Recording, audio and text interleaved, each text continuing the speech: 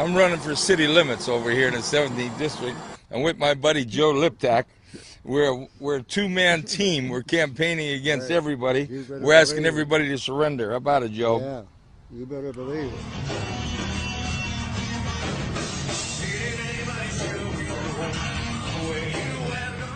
The government is very powerful, and if you're targeted by powerful branches of the government in America, you suffer. A lot of people don't want to believe that. They don't believe that until their life and their freedom is in jeopardy. I could have had a pardon. All I had to do was ask for it and say that I was guilty of the crimes that they convicted me of. And I told them to shove it up their ass. Excuse my mouth. That's all right. You keep your pardon. I wasn't guilty. And now, keep this in mind. No physical evidence against Jim Traficant. I want to say this to you. Oh, I read both of those books. For the learned person that's listening to this, being the #1 target of the Justice Department and the IRS since 1983, he came out of trial, a 6-year investigation of me. $15 million to the taxpayers. That's what it cost them. Over 250 federal agents following me around. All the time that our World Trade Center and Pentagon were being attacked, they were following Jim Traficant.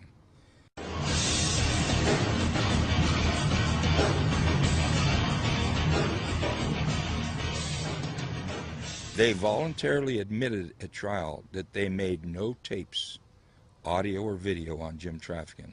Now, if you believe that, then I've got some swampland in Florida. And the reason is very simple. It's like a former Secret Service guy, Mike Robertson, said. Traficant committed no crimes. And he could have used all their boxes of tapes against them. They're all exculpatory. And that's where it is. And now it's coming out to pass, where several people admitted they were pressured to lie. Several admitted to others confidentially that they lied. The government wouldn't allow their testimony. Now a juror is very upset because he wasn't able to hear the testimony of those people. So here you have a man that was convicted, if I were guilty of those crimes, with no evidence. Well, how about the FBI? Unbelievable.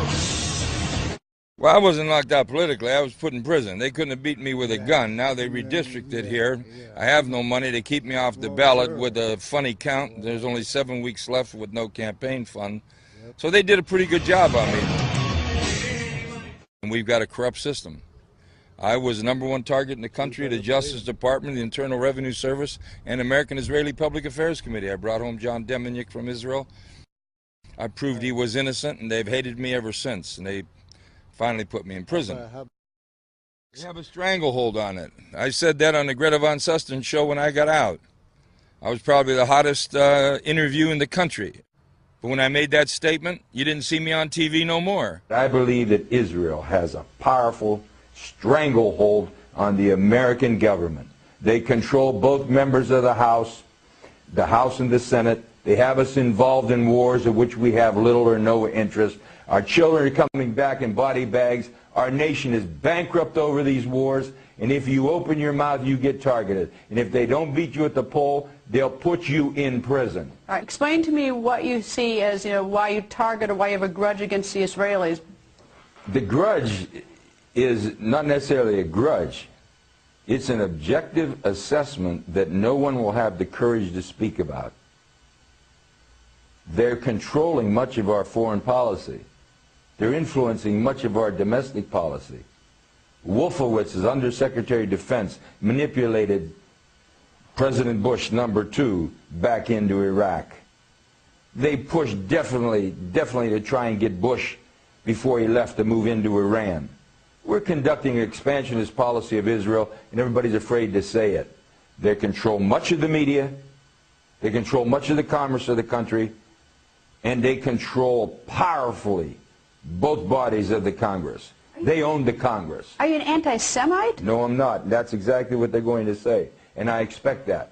What I am is an American. You see, I think America comes first, and we have a one-sided foreign policy in the Mideast. But when I made that statement, you didn't see me on TV no more. Now, let's just think about how powerful they are. Look at all the talk show hosts. Some are very conservative, some are very liberal. They're diametrically opposed on every issue, but they all sing out of the same hymn book on Israel because they control our government. They control our media. They control the finances of this country. And I'm not anti-Semite. I'm not against Israel. I think Israel, in their aggressiveness, is going to end up hurting their country in the long run. But America has gone too far now. We haven't been objective in the Mideast. We've invited and we have in fact imported terrorism to our shores over our policies. This whole apparatus to push this notion that 9/11 was Al-Qaeda.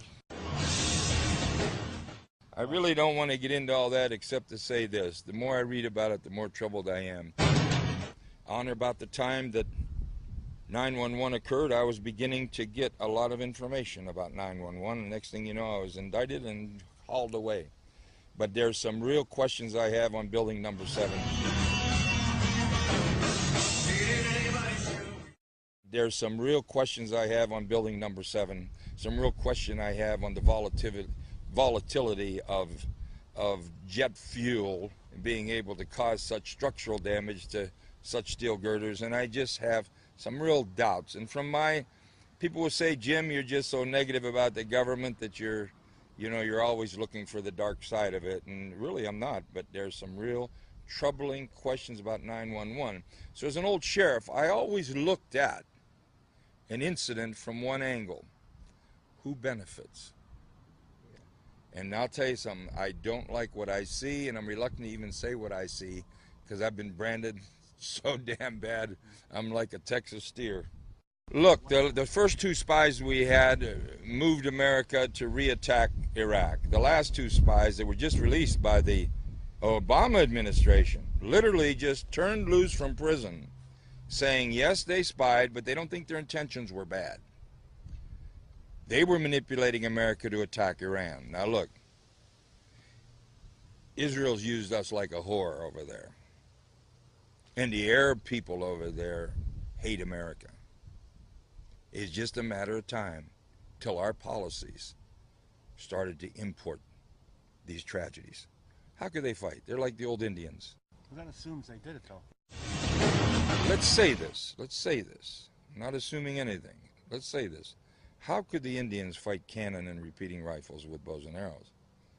So they had to become terrorists.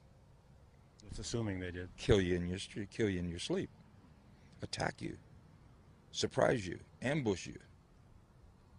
You don't still think that, though, do you? The Vietnamese and the Japanese would have come over here and done the same thing. Hear me, though. Hear me. These nations that are bitter against America, they have no military might. They have only one way to fight. And the only way they have to fight would be through terrorist acts. But I think some of these terrorist acts might just be perpetrated by other people who want to see America then retaliate against the so-called terrorists. So I have my doubts about this whole thing. I always look to see who benefits. And I have one thing, Israel has certainly benefited over there. Now, what's next? Lebanon's whacked. Iraq is whacked. Afghanistan, we got our guys dying now in Iraq. And Afghanistan, they're coming back in body bags. What's next? Iran? Syria? Is there going to be anything left? Egypt over there singing out of the same book as Israel. They're scared to death. But if you're a Palestinian throwing rocks across that Gaza Strip and West Bank, how do they fight those machine guns and automatic rocket launchers that the Israelis have? I was there when Wellstone was there, yeah. Wellstone had a courage about him, and he wasn't afraid to speak out, and I admired him for that. Use of force right now, which is what the resolution before us calls for. In the midst, you got to be very careful. The government is very powerful, and if you're targeted by powerful branches of the government in America, you suffer. Could be a very costly mistake for our country. A lot of people don't want to believe that. They don't believe that until their life and their freedom is in jeopardy. It's just the policies have gone wrong. It says the Congress shall coin the money, and we don't. We have an independent entity. International bankers control our money. Let's tell it the way it is, with powerful hands that reach in on it, number one. Number two, we have a trade policy. The Constitution is clear. Congress shall regulate commerce with foreign nations. Regulate absolutely means that the different variables of economic activity have to be quantified and adjusted to provide us with an opportunity. Right now we have a $750 billion trade deficit. Forget the budget deficits. Now, there was no mightier nation, hear me, than the Soviet Union in one regard. That was a dictatorship, totalitarian. That KGB and that government, you'd come up missing if you opened your mouth. But when that economy got so bad, the opposition was like the wind, and you can't stop the wind. And Soviet Union fell apart. Don't think that cannot happen over here. You're going to see states that are going to start saying, we're tired of sending our money to Washington, D.C. I'm coming out with a book. My book is called America's Last Minute Man. I was known for my little statements on the House floor. That 1 minute speech. And I projected a depression to turn of the century. And it lasted a little longer because the Clinton administration was very lucky. You had the computer internet explosion, and everybody's buying a new computer every 30 days. And it's sort of like the old Barbie doll effect with Mattel Incorporated. It just kept generating and generating. Then it ran out. Now everybody got a computer. Everybody's got a television. And it's bottomed out. And that television is being made in Indonesia. And most of these other products are being made in China. In the country, we become a colony again. We export raw materials and we import finished products. And America is in trouble. America is bankrupt. And my speech on the House floor in March of '93 states exactly why. You're on our own little cell phone. This is the Jimmy T and the Joey L cell phone. How you doing? Not as good as you. Hello, American Bandstand.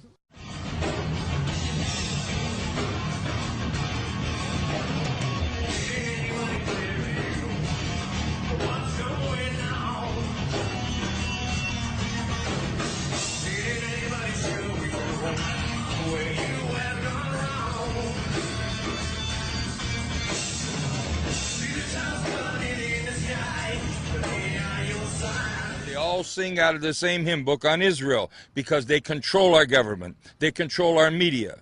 They control the finances of this country. And I'm not anti-Semite. I'm not against Israel. I think Israel, in their aggressiveness, is going to end up hurting their country in the long run. But America has gone too far now. We haven't been objective in the Mideast.